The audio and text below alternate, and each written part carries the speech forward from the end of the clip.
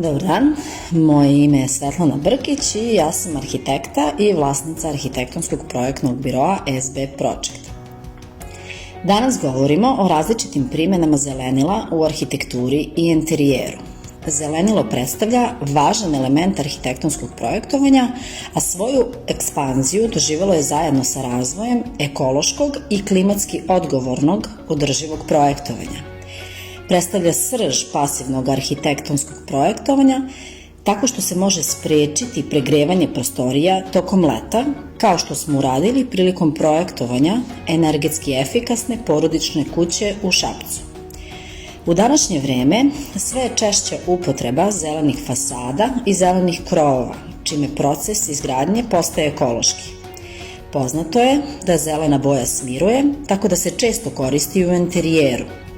Zelenilo u interijeru možemo uvesti u vidu detalja i akcenata ili formiranjem čitavog zelenog zida u zavisnosti od funkcije prostorije. U našem birovu težimo da u svaki interijer unesemo adekvatno zelenilo poput uređenja zida pekare Pita Breik koji vidite. U narednim epizodama pričat ćemo detaljnije o pojedinačnim primenama zelenila u arhitekturi i interijeru. Pozdrav!